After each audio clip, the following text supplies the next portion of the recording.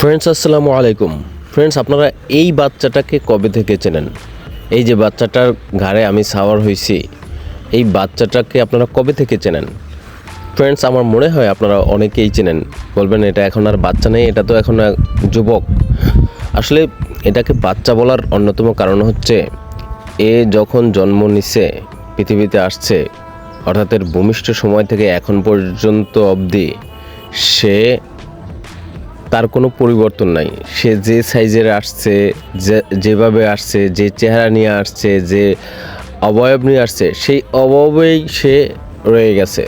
তার কোনো উন্নতি হচ্ছে না, সে বড়ও হচ্ছে না, সে ওইখান থেকে ছোটও হচ্ছে না। শুধুমাত্র কাপড় চোপড়ে একটু পরিবর্তন করে, এছাড়া এর কোনো পরিবর্তন নাই।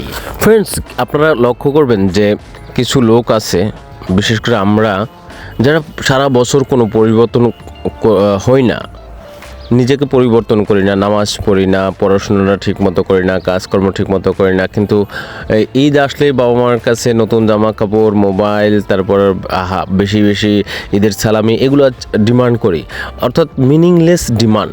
তেমনি এই সুজুকি জিক্সার SF বছরের একটা সময় আসার পরে এর আকৃতিতে কোনো পরিবর্তন ঘটে না, এর ফিচারে কোনো পরিবর্তন ঘটে না, শুধুমাত্র একটু কালারের প্রলেপ দিয়ে এই র্যাঙ্কন মোটরস আমাদের থেকে 30-40 হাজার টাকা বেশি নেয়।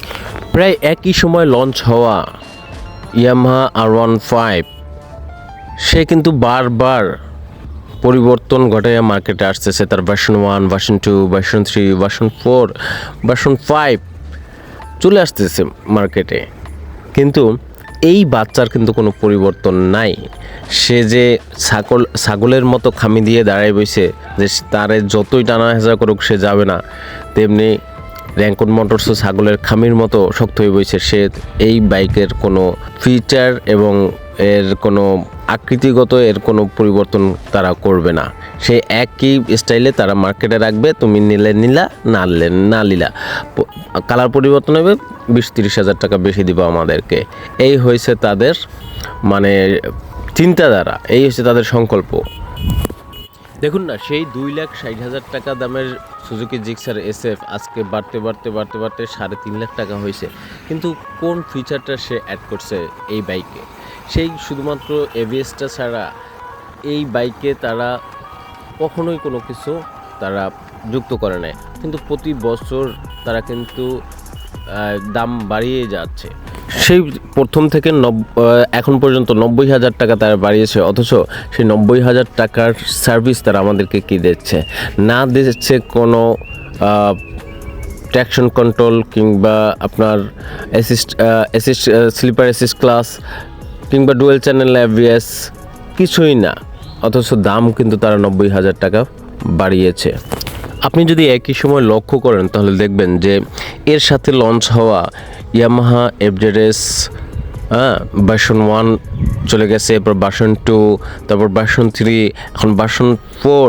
ভার্সন 4-এর পরে আপনার হাইব্রিড ভার্সনও চলে আসছে, ইভেন ভার্সন 2 নতুন করে আবার তারা লঞ্চ করছে।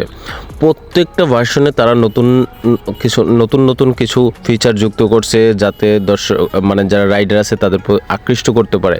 কিন্তু এই সুজুকি র্যাঙ্কন মোটরস তাদের কোনো আগ্রহ নাই বাইকারদের প্রতি, না বাইকটার প্রতি, না বাইকারদের প্রতি। তারা অবহেলা করেই প্রতি বছর তারা একটু জামা চেঞ্জ করে দেয়, অথচ বাচ্চার নাক দিয়া যে পানি পড়তেছে, কান দিয়া পুজ বের হইতেছে, মানে কিরমিতে পেটটা বড় হয়ে গেছে, এদের এই দিকে কোনো তাদের লক্ষ্য নাই।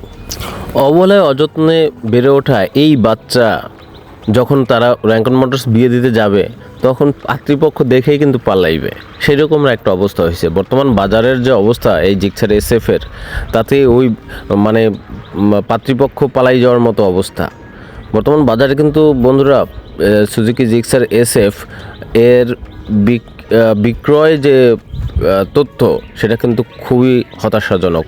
ইভেন TVS অ্যাপাচি RTR যেটা 160, সেটা কিন্তু আপনার সেটার মতোই এই সুজুকি জিক্সার SF-এর অবস্থা। অর্থাৎ বাজারে দিনে দিনে তাদের অবস্থান হারিয়ে ফেলতেছে। শুধুমাত্র কোনো আপডেট নাই, কোনো ফিচারিস্টিক প্রোগ্রেস নাই, শুধু এই কালার পরিবর্তন করে প্রতি বছর মার্কেটে ছাইড়া দেওয়া, এইটা যে রাইডাররা ধরে ফেলছে তাদের চালাকি, এবং তারা এর থেকে বিমুখ হয়ে গেছে। আর টিভিএস আরটিআর আর টিভিএস আরটিআর 160 আর জিক্সার এসএফের যে মার্কেট ভ্যালু এবং মার্কেট ডিমান্ড সেটা একদম তলানিতে গিয়ে অবস্থান করতেছে এই মুহূর্তে।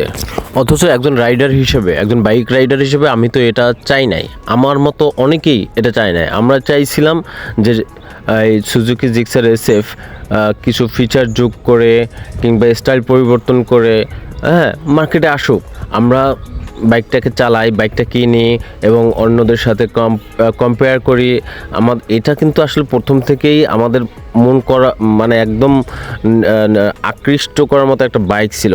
কিন্তু দিনে দিনে আপনি যতই বিরিয়ানি খান না কেন, একটা সময় বিরিয়ানির প্রতি আপনার খারাপ লাগা চলে আসবেই, সেই রকমের অবস্থা। বিরিয়ানি এখন আর একই বিরিয়ানি আর খাইতে ভালো লাগে না।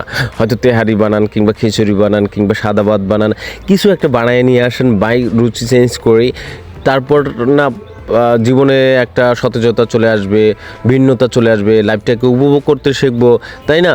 কিন্তু অথচ এই একই স্টাইল দিয়ে আপনি আর কতদিন বাইকার কমিউনিটিকে ধরে রাখবেন? পারবেন না তো, আপনি বাজার হারাই ফেলবেন। আপনাকে নতুন কিছু চিন্তা করতে হবে। মার্কেটে ধরতে হলে আপনাকে অন্যদের সাথে যুগের সাথে তাল মিলাইতে হবে, অন্যদের সাথে কম্পিটিভ করতে হবে। তখন এই যদি না করতে পারেন তাহলে কিন্তু আপনি মার্কেট থেকে এমনিতেই চলে যাবেন। দর্শকদের বাইকারদের যদি দৃষ্টি হারাই ফেলেন, ব্যাস আপনি আউট অফ মার্কেট হয়ে যাবেন। সেটাই কিন্তু আপনার বেলায় হচ্ছে। র্যাঙ্কন মোটরসের অতি দ্রুত চিন্তা করা উচিত যে তারা কীভাবে এই বাইকটার ফিচারিস্টিক প্রোগ্রেস করতে পারে এবং দামটাকে যে 3.5 লাখ টাকা নিচ্ছে সেটা কিন্তু খারাপ নিচ্ছে না এই বাইকের ফিচার হিসাবে। তো এই দাম রেখেই কিন্তু তারা নতুন নতুন কিছু ফিচার যুক্ত করতে পারে, তাই না? আর এটাই একমাত্র হতে পারে তাদের মার্কেট রেসপেক্ট রিগেইন করার ওয়ে। তাছাড়া তাদের আর কোনো উপায় নেই। অথবা তারা এই বাইকটাকে আউট অফ মার্কেট করে নতুন কোনো স্টাইল নিয়ে মার্কেটে চলে আসতে, কিন্তু সেটা বাইকারদের নজর কাটতে অনেক সময় লাগবে। আর ইদানিং চাইনিজ বাইকগুলো যেভাবে বাংলাদেশে লঞ্চ হচ্ছে, তাদের সাথে পেরে ওঠাও সুজুকির জন্য টাফ ব্যাপার হইবে। কারণ তারা কম দামে ভালো ফিচার এবং ভালো মানের বাইক কিন্তু মার্কেটে নিয়ে আসতেছে। এই যে কিছুদিন আগে যেটি 333 যে বাইকটি লঞ্চ হয়েছে, সেটা কিন্তু ইউরোপিয়ান যারা পুলিশ আছে, ইউরোপের বিভিন্ন কান্ট্রির যে পুলিশ, তারা কিন্তু এটা ব্যবহার করে। অর্থাৎ সেই বাইক কখনোই খারাপ হতে পারে না। আমি আশা করব র্যাঙ্কন মোটরস সুজুকির কাছে আবেদন করবে এবং বাইকটির ফিচারিস্টিক পরিবর্তন করে পরবর্তীতে বাইকারদের জন্য মার্কেটে নিয়ে আসবে। আসসালামু আলাইকুম।